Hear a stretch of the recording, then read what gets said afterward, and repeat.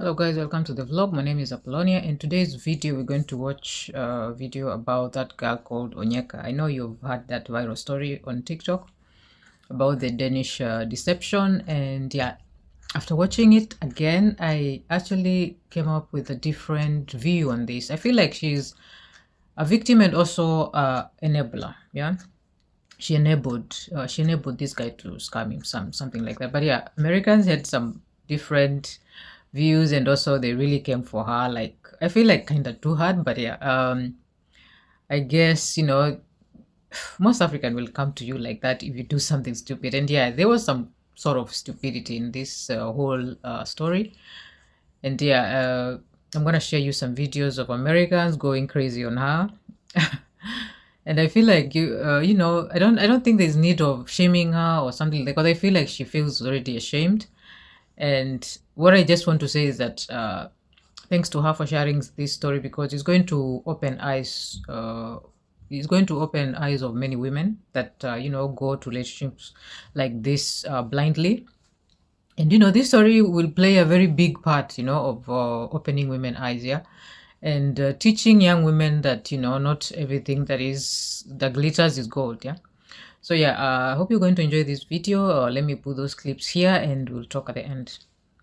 She was scammed out of over $500,000 by her soulmate, and she shared this story on TikTok, calling it the Danish deception. It all started in 2022 when Onyeka Ehi met this tall, charming, I have royal ties Danish guy at a beach club in Croatia. Instant chemistry. He flew her to Monaco, paid for luxury hotels, took her to Saint-Tropez, the whole fairy tale. She fell hard, told him she loved him, he said it back, and then that's when things got dark, because suddenly his millions were tied up, the IRS froze his accounts, and he just needed a small loan. $6,000 turned into tens of thousands, while they were planning a life together, even marriage and a green card. But when she visited his family in Denmark, nothing matched his stories. Then she learned he had a massive gambling addiction and had already borrowed $200,000 from her friend's husband, then money from her friends, even $3,000 from her little sister. Every loan came with a new lie, and when he couldn't lie anymore, he simply asked for a divorce and disappeared. Only after he left did she realize the full scale of the cheating, gambling, manipulation,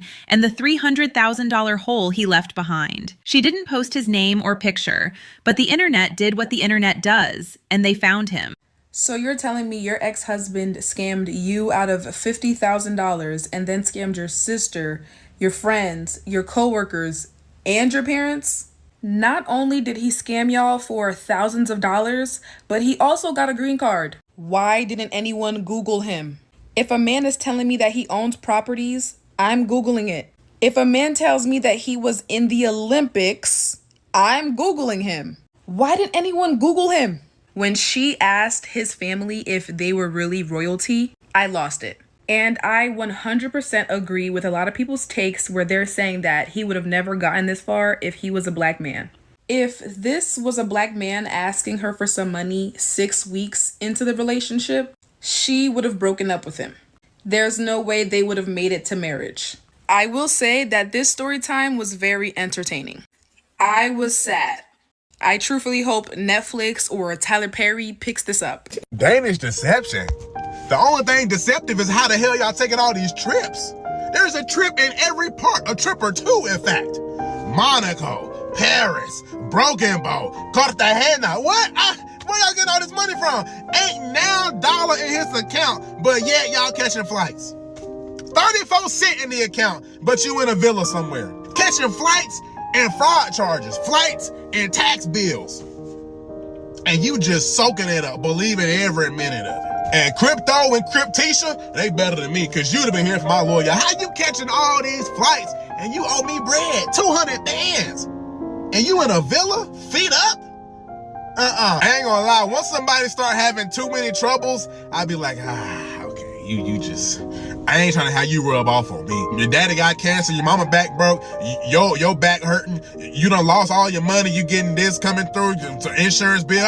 Know, you got too much going on right now. You need to figure that out. I don't want your woes to rub off on me. I'm gonna go on about my business. That motherfucker took $30,000 from me. Keep in mind, he still owes me $6,000 at this point. He said, Can you send me $5,000? After some time, he talks me into loaning him the $15,000. I end up loaning him an additional $3K, not even a week after I had already given him $15K. I remember I gave him like a small amount, maybe like $3,000. We ended up going to Portugal for a week. We used my credit cards the majority of this trip. Your ex owes my husband $200,000. And I saw that there was a cash advance for $7,000. My little sister looks at me and she says, he took $3K from me. I find another friend that he owed $10,000 to. My coworkers that I used to work with, husband gave him $10,000 to. And what was in his account?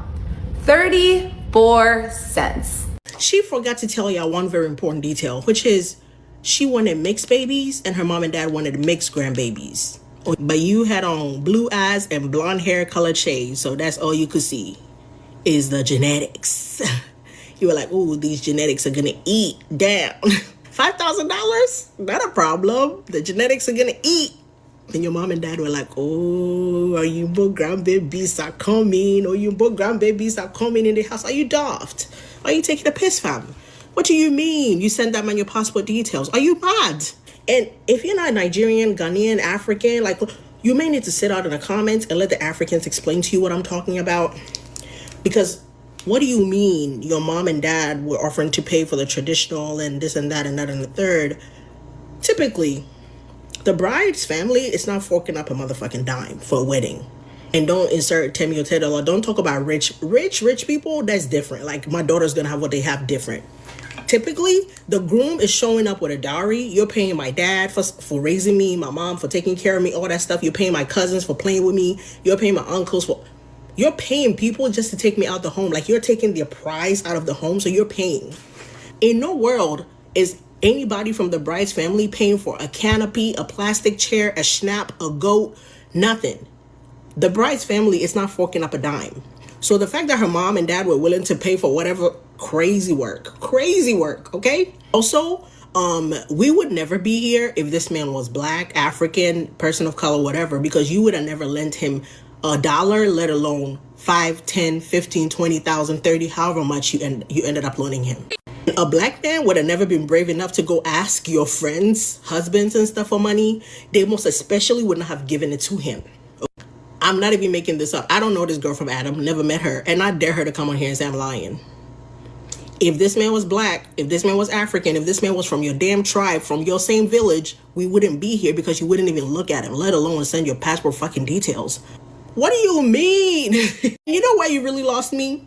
When you had the nerve to talk about something, you were going to the village and he was packing a Rolex watch and you were like, do you know where you're going? We're going to the village. They're going to rob you. Oh, whoa. Now you're trying to stop the hustle of your people. I'm kidding. Now, they definitely would have robbed his ass. But the reason he was bringing that watch is he knew it wasn't motherfucking real. But honestly, though, yeah, just say you wanted mixed babies and we will let it go. But you coming on here. Oh, and I have the nerve to talk about something. I took his passport so he couldn't leave, huh?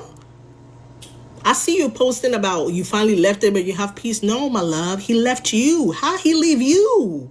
Also, very brave of you to be taking trips when you owe somebody money. People are like, oh, she's an African. How did it? Because she's not an African. She's an Africant. Every time I saw you tuck your braids behind your ears, I knew what time it was. Crypto and Kryptonisha, you could have never been in the living room talking about, oh my God, we're going to fix this. If that was a black man, you would have detached. You would have removed yourself from the situation. I don't know how you came to the conclusion of royal title and $400,000 pay. My sister, if somebody has a $400,000 pay job, they don't borrow $3,000 from you. Hello? Amen? The family is rich. The family is rich. Royal titles. Oh, he kept showing me screenshots and emails. You ever heard of Fiverr? You ever heard of Canva? You ever heard of any type of editing app, tool, PixArt? Email, girl, I could create an email right now. Esquire, who, JD from who. Send over an email. Yeah. Tax document, this, that. That's what you saw? How was the apartment that you Googled that wasn't his apartment already not sending you in the deep end? Oh, he's going to sell the 2 apartments in Copenhagen. They don't exist, my love. The business account doesn't exist. And after all that, he left you? Yeah. Okay. All right. Okay. He has saved me once again, because the minute that a rich white man would have started asking me, my family, or my friends for some money, ooh, baby, that would have been a wrap, because we ain't got it. I watched somebody say that they don't think race had anything to do with what happened in the Danish deception, and I completely disagree. I don't even think race was a background detail. I think it's the structure that made this entire situation possible. Literally, the whole time I watched this 25-part series, I kept asking myself, how is this possible? How did he get away with all of this? And in the end, the only conclusion that made sense was that his race had everything to do with it. For Onyeka, this wasn't simply about being misled. It was shaped by her personal relationship to her blackness, and maybe even the racial messages she absorbed growing up in an African immigrant household. She wasn't just dealing with a man, she was dealing with years of conditioning that whiteness is safer, it's more desirable, more trustworthy. You could see it in how she was describing this man in the beginning of this series, and also how she adapted herself when she was around him. In almost every single picture that I have seen of them together, her hair was straightened. For many black women with low racial self-esteem, straightening their hair around white partners is not just a style choice. In many cases, it's an attempt to fit this Eurocentric standard that they've been taught is more acceptable and more lovable. And this conditioning doesn't come from nowhere. As an African myself, I know that many African immigrant families associate whiteness with competence. This is something I've witnessed firsthand. For example, when I was volunteering at a hospital in Ethiopia, patients would literally point out that their doctors or surgeons were white in a way to calm their nerves and also reassure themselves that the care that they were receiving would be successful. This type of automatic trust teaches children way before they even start dating that whiteness equals safety and expertise. So when a white, blonde, blue-eyed European man showed interest in her, it wasn't just romance. It activated layers of messaging that were curated through years of conditioning. This is why I think the warning signs didn't land the way that they should have. I don't even think it was because she was naive. I think that it might have been because she was socialized to lower her guard around whiteness. Correct me if I'm wrong, but I truly do believe that if a non-white man had behaved the same exact way, the red flags would have been noticed immediately. So no, the story was not racially neutral. It was shaped with her individual struggle with racial self-esteem, and also maybe the desire to be seen favorably through a white gaze. Also, I'm aware that there are a lot of other structures that allowed everything to unfold the way that it did, but I just wanted to highlight the racial frameworks in this video.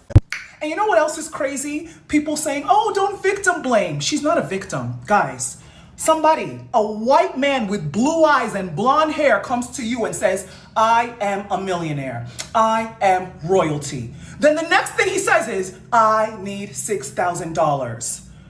Are we victim blaming or are we common sense pointing outing? Which one is it?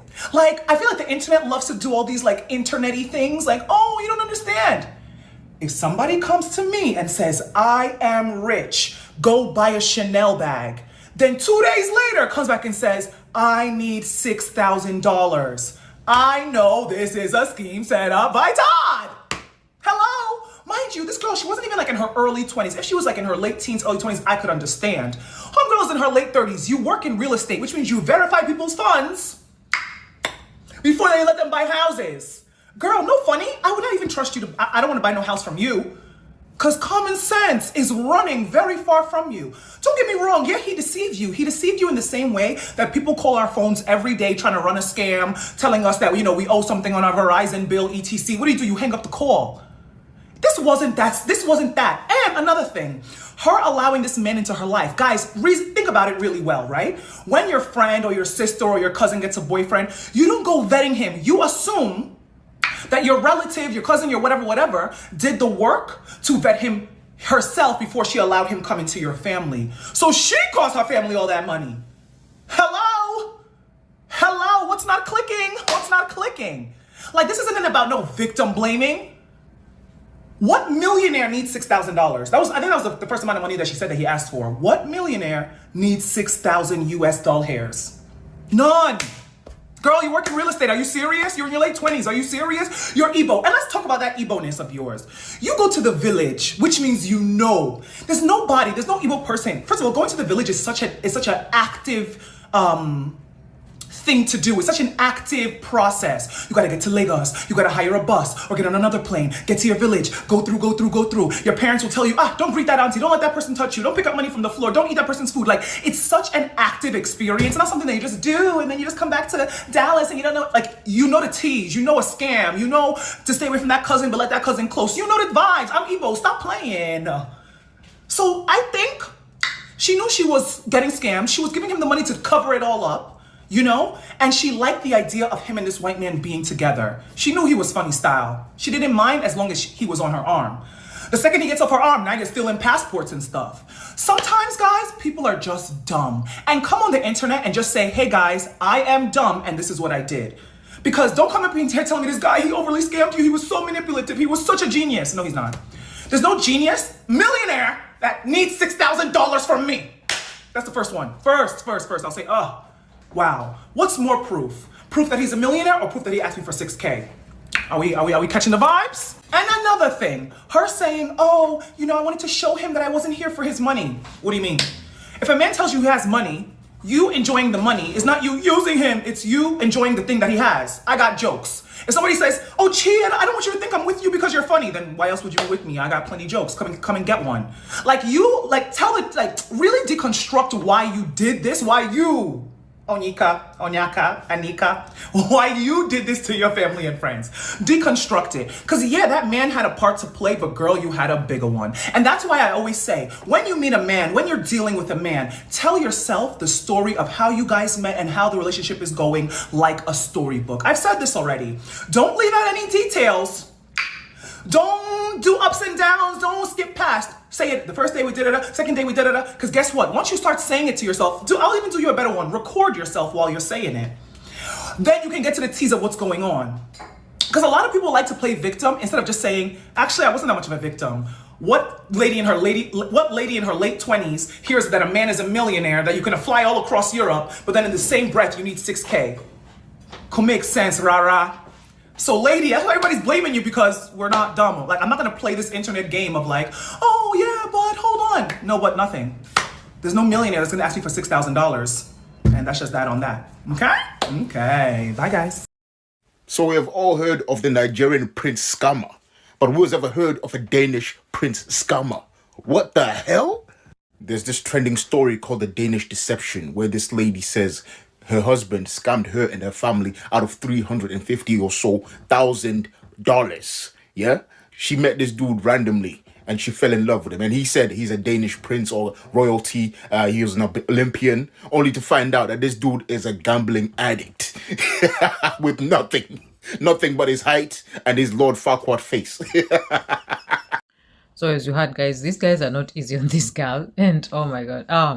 Sometimes this is what I feel like most people are afraid to come out with their stories, because they're going to be attacked. And yeah, she was devoured. She was attacked by so many women, especially black women. And I feel like, instead of attacking her, I feel like we should just teach the lessons that were to be learned. Because I feel like it's more like, societal, what do you call, problem, when it comes to race, yeah? And if she was raised and went to school with white people, probably she had that, feeling of wanting to be picked, yeah? Because she grew up with white girls who always were picked, and probably she was not picked, and hence becoming a pick-me like this and doing something stupid like this. So I feel like we need to cut her some slack, I think it's societal. And also, as you can see, it's not only her, also the family was also, kind of pick-me family or something like this. And I think, they also contributed as a family. Like, how would a guy that I'm about to marry borrow money from my family? And I don't know.